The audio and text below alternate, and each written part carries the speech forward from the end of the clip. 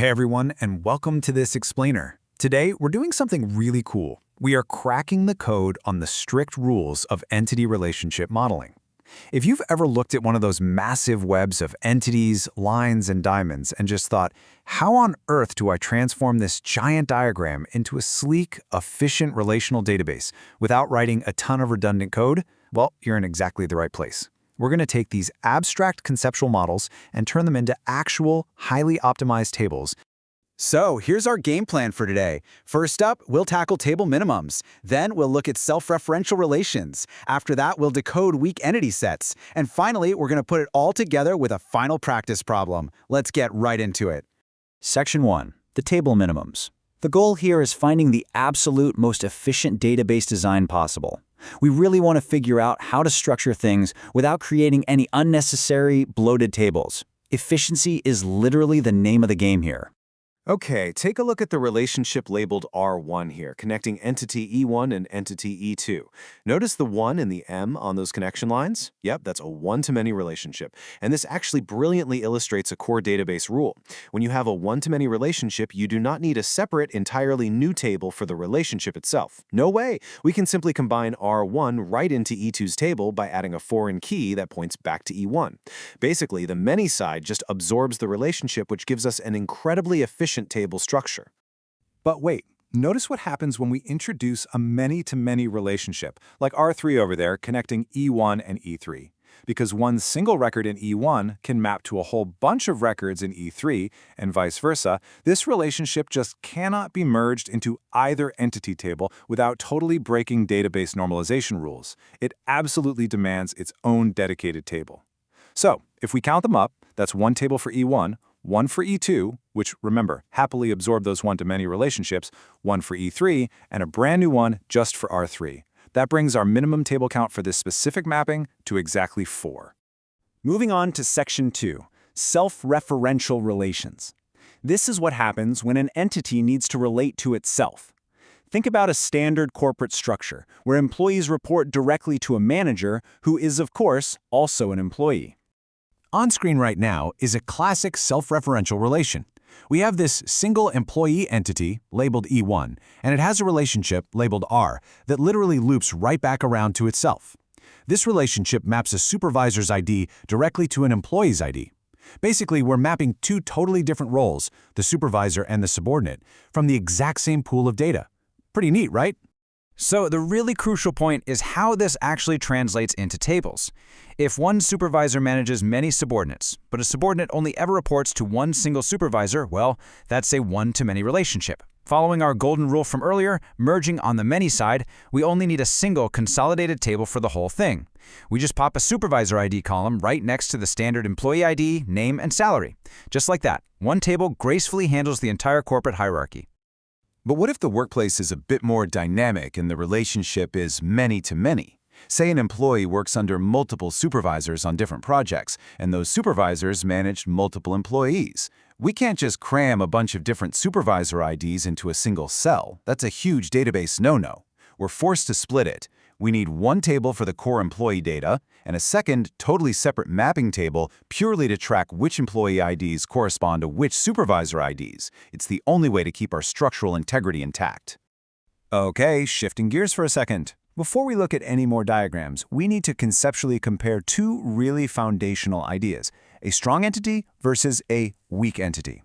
A strong entity stands entirely on its own 2 feet. It has a unique primary key, like an employee ID or a social security number. A weak entity, though, is entirely dependent. It doesn't have a primary key of its own, and it simply cannot exist without being tied to a strong entity. It's very much like a child relying entirely on a parent.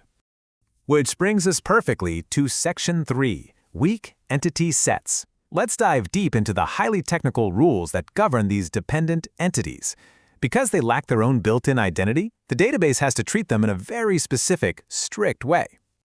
To really wrap our heads around weak entities, we first have to define the owner or identifier entity set. This is the strong entity that provides that independent foundation the weak entity absolutely needs to survive. It's kind of morbid, but if the owner gets deleted from the database, the weak entity automatically goes down with it. The owner is its anchor. Now, since the weak entity doesn't have a true primary key of its own, it relies on what we call a discriminator. You can think of this as a partial key. Actually, think of it like just a first name. A first name alone isn't really enough to identify someone globally in a system, right?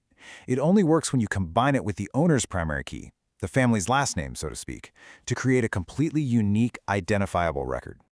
Let's boil this down to 3 hard and fast rules for weak entities. First, they require total participation with the owner, meaning every single weak entity absolutely must be linked to an owner. Second, the mapping from the identifier to the weak entity must always be one-to-many. And third, just like we established a second ago, to uniquely differentiate these records, you must combine the weak entity's partial key with the identifier's primary key.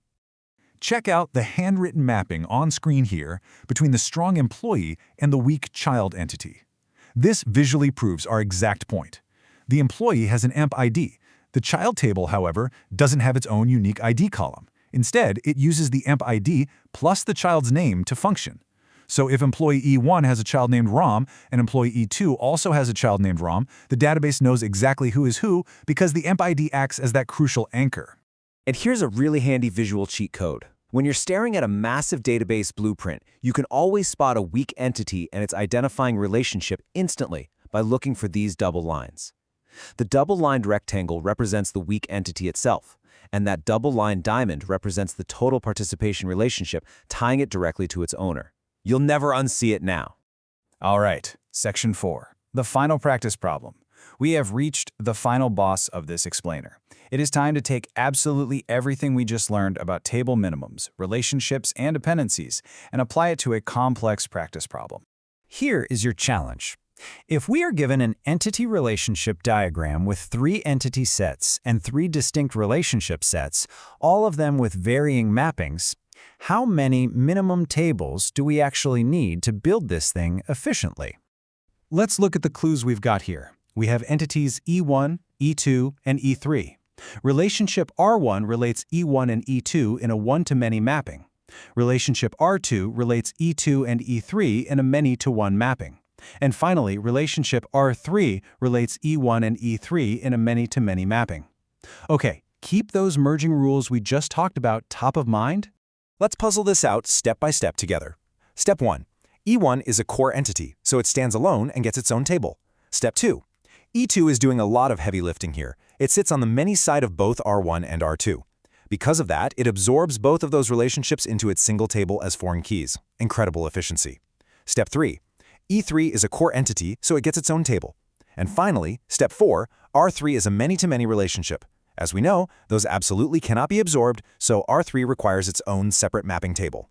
So, tallying that all up, strictly following our database merging rules, we've got 1 for E1, 1 for E2, 1 for E3, and 1 for the complex R3 relationship. Boom! The final answer, option C, is exactly 4 minimum tables. Look at that. You've just conceptually engineered a highly optimized database. Now that you possess the official rulebook to translate super complex ER diagrams into minimal, optimized code, I want to leave you with this thought. Every single time an app loads slowly or a system crashes on you, what hidden redundancies do you think are lurking in the databases you're interacting with? Armed with this new knowledge, you are now equipped to see the actual architecture behind the screen. Thanks so much for joining me for this explainer. Keep learning, and I will catch you next time.